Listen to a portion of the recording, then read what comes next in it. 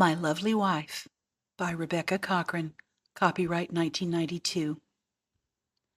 Laura's cheese has slid off her cracker and married life could screw itself. The Clearys had the worst house on the block. It was a real piss bucket. It was a sorry impression for a professional to make, but there they were, and it wasn't his fault. Let me give you a snapshot of the blissful union between Ed and Laura Cleary. It was a match made in pure purgatory. Enter Ed, downtrodden working stiff who clung to memories of better days. His time was spent navigating the mental minefields and tiptoeing around paranoia and accusations of adultery, all while trying to put food on the table and keep the lights on. A real estate agent, putting on a cheerful, engaging front, but at home he was anything but.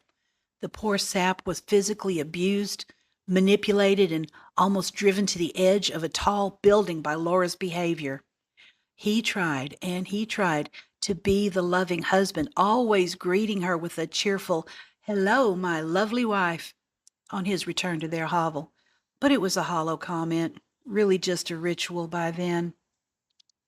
She flicked her Zippo, a nervous habit, and always asking, "Did you take my lighter?"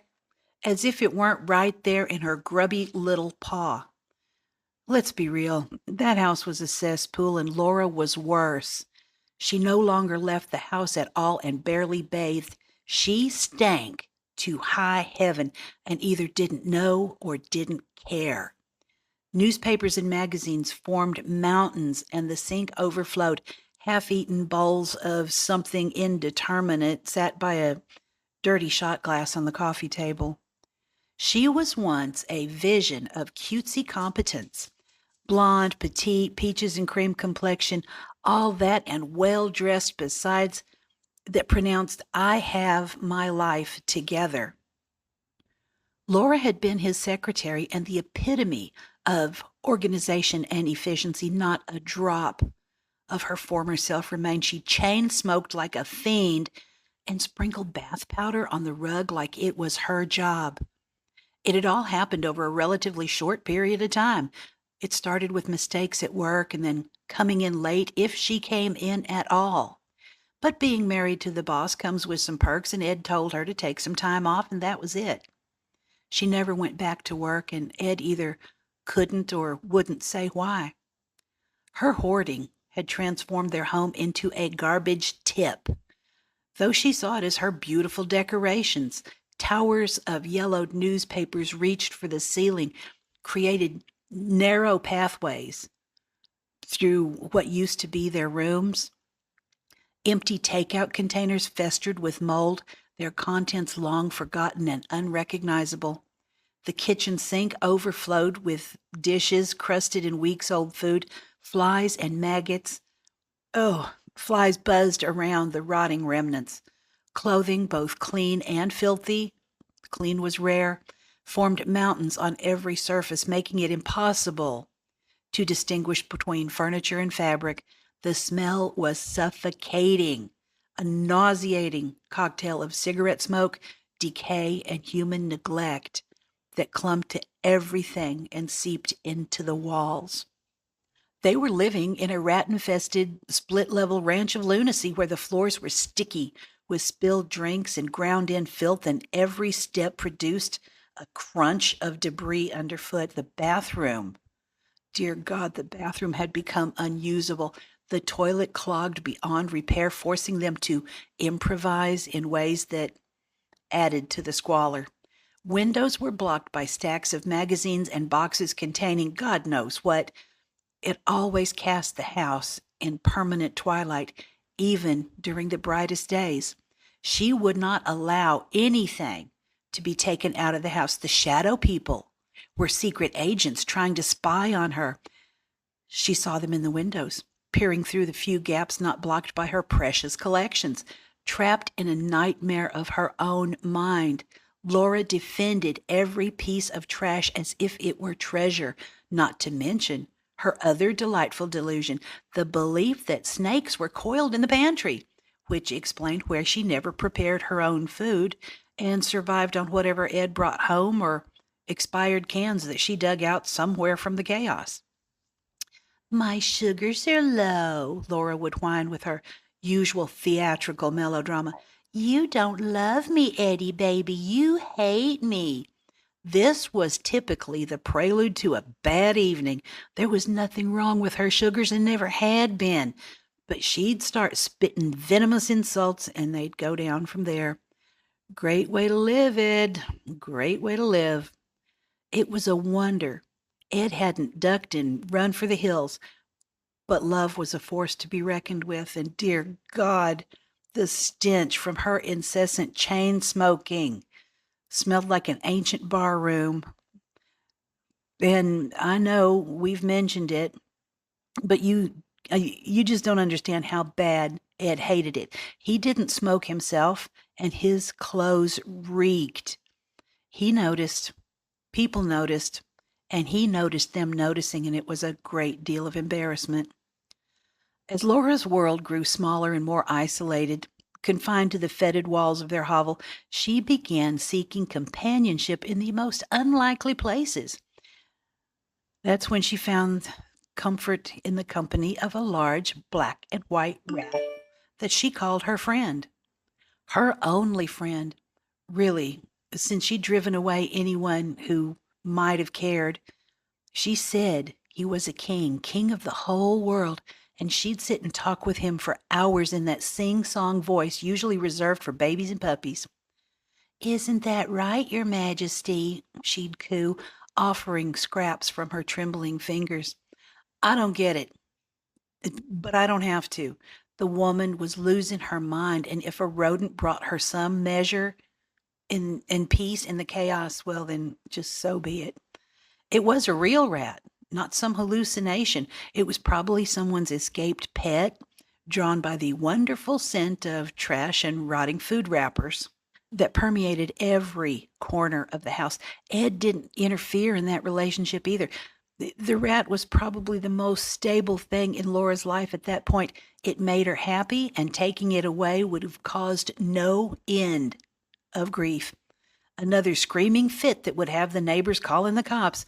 I wonder if she and the rat were sharing whatever was in that bowl on the table, some unidentifiable mush that could have been food or something.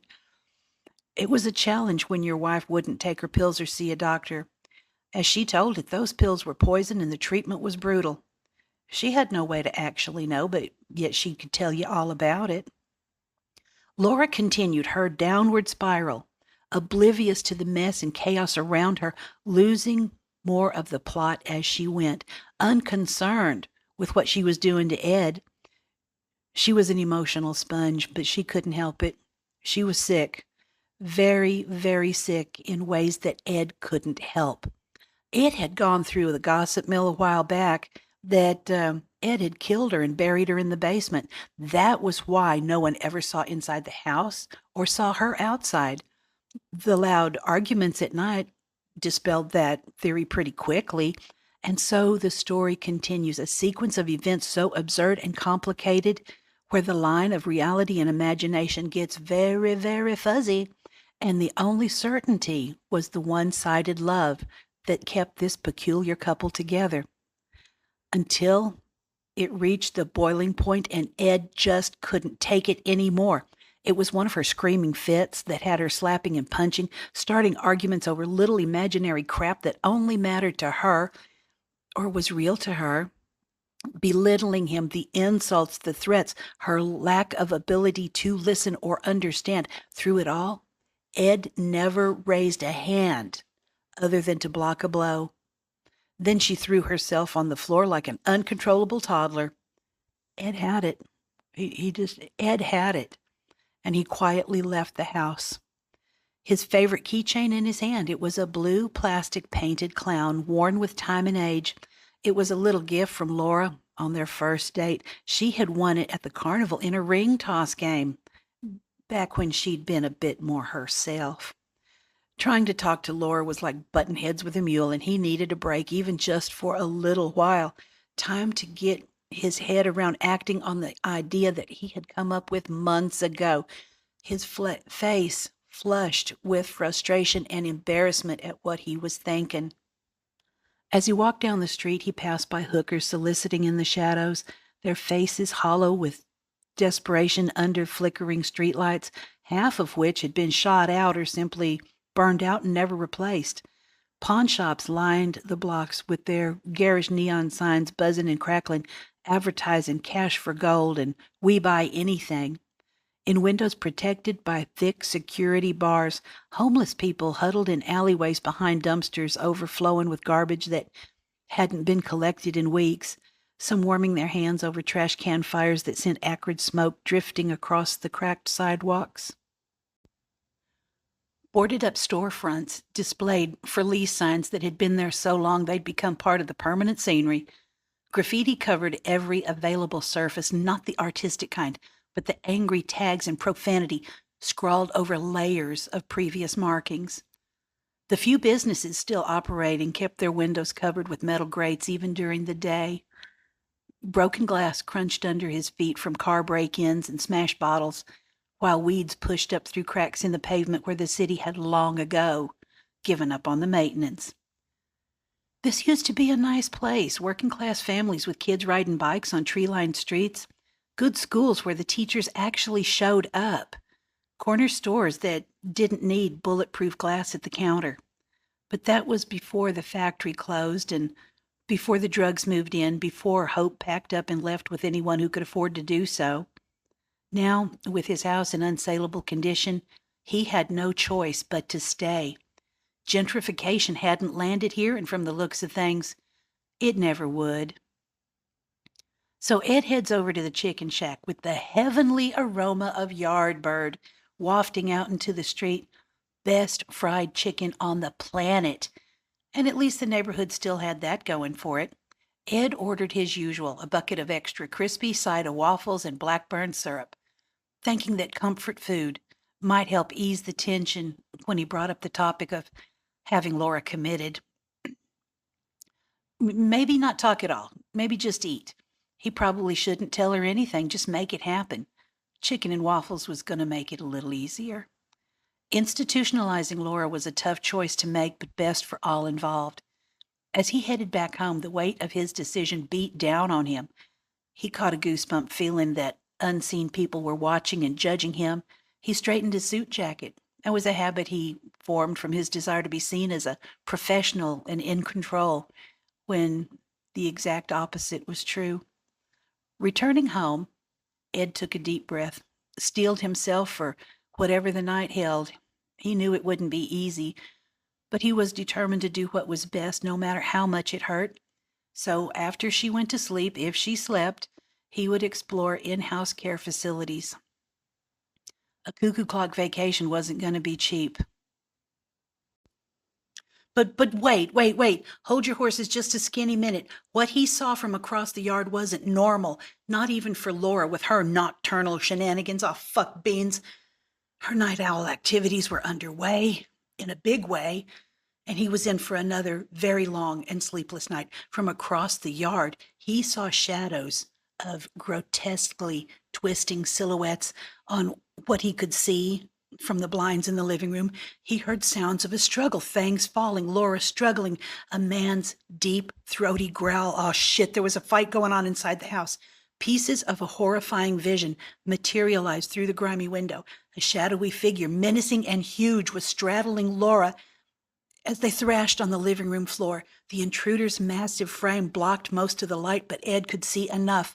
Laura's legs frantically kicking, her arms flailing as she tried to ward off the savage blows raining down on her. Her screams pierced the night air, raw and desperate, the kind of sounds that came from pure animal terror. Ed's ears were filled with her strangled cries, "No, please, don't, stop," punctuated by the wet, sickening thud of fists connecting with flesh and bone. He could hear furniture crashing, glass breaking, Laura's whimpering gasp between the brutal impacts. The attacker was grunting with exertion, a low, animalistic sound that made Ed's blood freeze. The primal terror had seized him, but something deeper, a protective rage he'd never felt before, shot through the paralysis like lightning. His hands shook as he fumbled with the door, his vision tunneling, everything around him going deadly sharp and focused. Ed went in, his heart hammering so hard against his ribs he thought it might burst, adrenaline flooding his system as he anticipated with the worst, because with Laura it was always the worst, but this was beyond anything he could have imagined. The smell hit him first. Sweat, blood, and something else, something foul and predatory.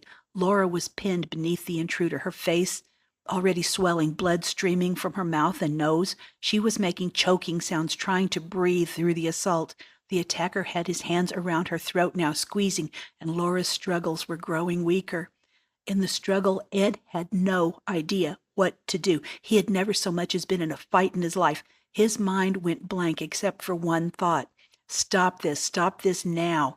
He grabbed the nearest thing he could find and used it as a weapon, a large ashtray. Large, heavy, and overflowing with weeks of Laura's cigarette butts. The ashtray had been an unfortunate wedding gift from her mother, a hideous stoneware thing, white with black and orange and avocado splotches. It was about the size of a cantaloupe and heavier than a brick. Time slowed to a crawl. Ed heaved it in a low arc with every ounce of strength he possessed. It made contact with a body, a wet, hollow sound like a melon hitting concrete. But in the dim light and the chaos, he was unsure who he'd hit. The attacker let out a guttural roar of pain and rage, or was that Laura screaming? He couldn't tell. Everything was happening so fast and so slow at the same time. Suddenly the chaos stopped. The terrible sounds, the grunting, the screaming, the wet impacts all ceased as if someone had flipped a switch. 2 bodies lay on the floor. Dark blood spreading across the stained carpet like spilled ink, pooling around scattered newspapers and empty bottles. The silence was deafening, broken only by Ed's own ragged breathing and the distant hum of a broken fluorescent light flickered overhead. Ed stepped over Laura and knelt beside her, his shoes slipping slightly on the slick floor. She coughed, a deep, pleuric rattle that sent blood specks over her pale lips. The spirit was leaving her body, and Ed said nothing. He had no words. The hideous ashtray lay directly between bodies like some grotesque centerpiece. Chunks of several pieces of stoneware were scattered about from other pieces and stained crimson and embedded with hair and worse, things he did not want to identify. Laura had fought back with everything she had. The attacker had also succumbed. His skull caved in on one side, dark blood pooling beneath his head in an ever-widening circle that crept toward Laura's outstretched hand.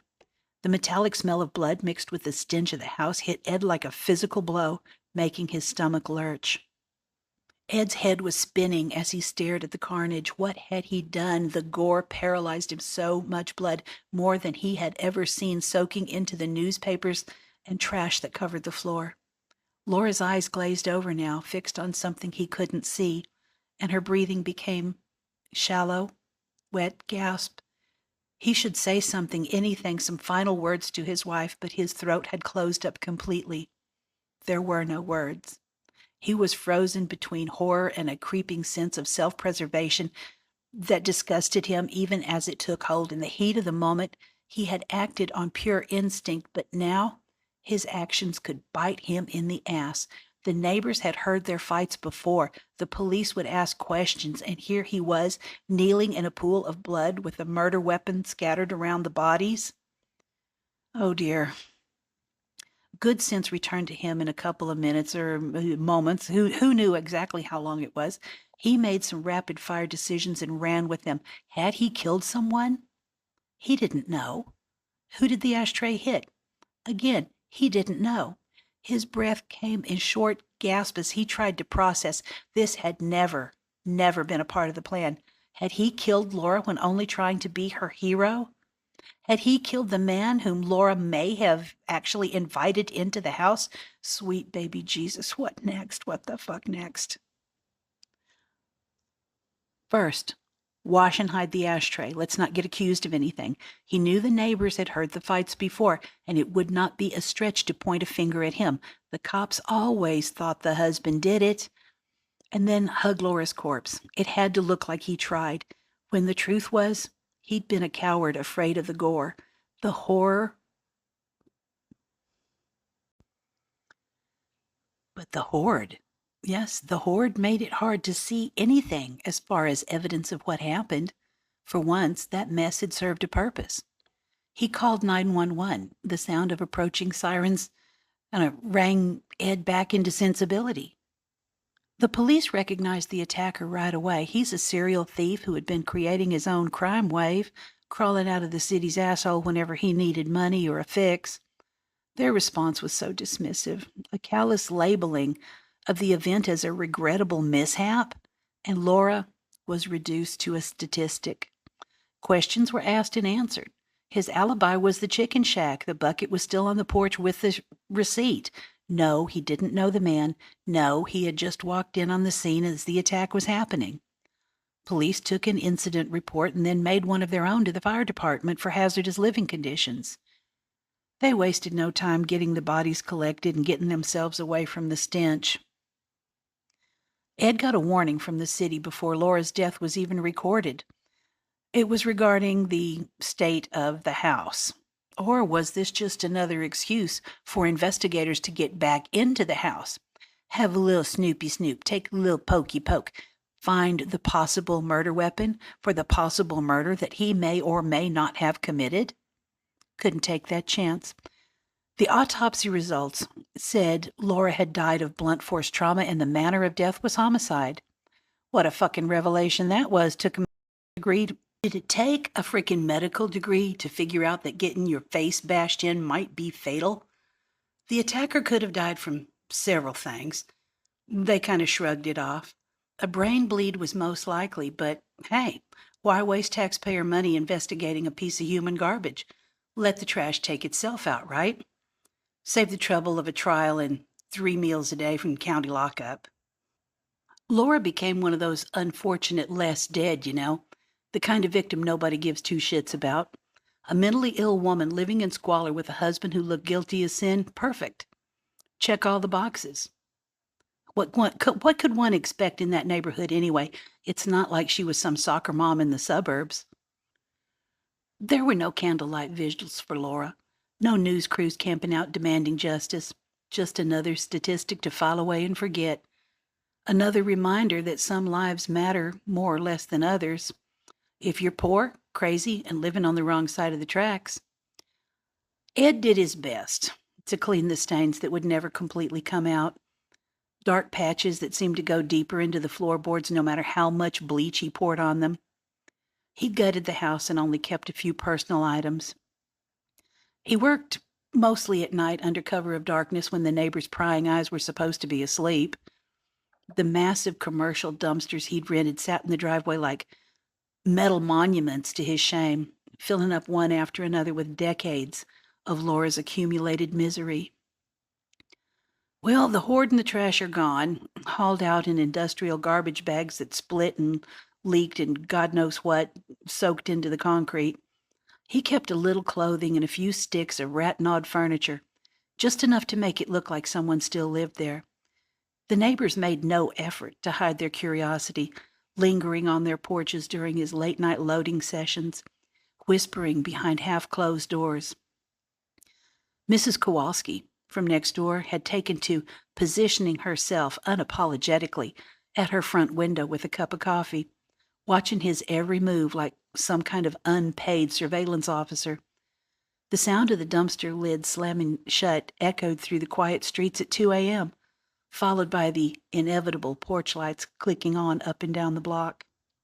The house was not remodeled or redecorated, just empty, stripped down to bare wood and concrete in places where he'd torn up the carpet and padding that would never be replaced. It looked like a crime scene that had been sanitized in which way it was. The ashtray had been repaired and given pride of place on an empty mantelpiece. It became a portal to a better time and place. Tonight, he relived that magical evening at the county fair, back when Laura's laugh was genuine music instead of bitter accusation. She'd been radiant in her yellow sundress, the one that brought out the golden flecks in her eyes, her blonde hair catching the carnival lights like spun silk. They'd walked hand in hand past the game booths. She insisted on trying the ring toss, her face scrunched up in determined concentration. "I'm gonna win you something, Eddie, baby," she said with that mischievous smile that used to make his heart skip. 3 rings, 3 perfect tosses, and she had squealed with delight when she won that little blue clown keychain. "For luck," she whispered, pressing it into the palm of his hand and sealing it with a kiss that tasted like cotton candy and promises. That night they'd made love for hours, her body warm and willing against his, whispering about their future, about babies, and a house with a garden where she'd grow roses. The night he got the keychain, Laura was capable of love, real love, not the twisted dependency that came later. She'd been his secretary then, perfectly put together, competent and caring. She'd bring him coffee exactly the way he liked it and leave little notes in his appointment book. "Don't forget lunch, handsome," written in her careful script, a touching memento of his lovely wife and a reminder of the actions that now tormented him. As Ed lost himself in grief and in guilt, reliving those golden moments when her eyes held passion instead of shadow, and the boundaries between reality and madness were blurring, sometimes he could swear he heard her humming in the kitchen, the same tune she used to sing while making his breakfast. He fed her Rat King some raisins. Food scraps were slim pickings these days. The rat had become his only companion, just as it had been hers. In the shadows, serpents slithered a sinister presence in the mirrors and his twisted thoughts. Shadow people looked in the windows. In this surreal world that Ed now inhabited, the past and present collided. The rational mind twisted into something unrecognizable. Ed lost his grip on reality and went totally nutters. The guilt ate him alive from the inside out, day by day, until there was nothing left of the man who used to greet clients with a professional handshake and confident smile. I took over the office operations when he stopped coming in. At first, it was a day here and there, and then a week, and then he just never showed up again. His appointments went unanswered, deals fell through, and I had to explain to confused clients that Mr. Cleary was dealing with an urgent family matter. I go by and check on him from time to time, or at least I used to. At first, he'd answer the door looking like hell, unshaven, hollow-eyed, wearing the same clothes for days. We'd talk about business and about nothing really, while the Rat King scurried around his feet like some furry familiar. But lately, he stopped answering the door. The house sits dark, even during the day, curtains drawn tight against the world. Sometimes I see a shadow moving past the windows, but when I knock and call his name, there's only silence. That poor bastard doesn't deserve this. He may or may not have killed his lovely wife, accidentally, trying to save her from a real monster. He may have killed her attacker, but the system would have chewed him up and spit him out. There's no counseling, no support, just a pat on the head and a case closed stamp. Now he's living in his own private hell, talking to rats and ghosts, probably seeing Laura in every shadow. I keep bringing groceries from time to time and leaving them on the porch, and they're gone the next day, so I suppose for now he's still alive in there, still breathing. I mean, for now.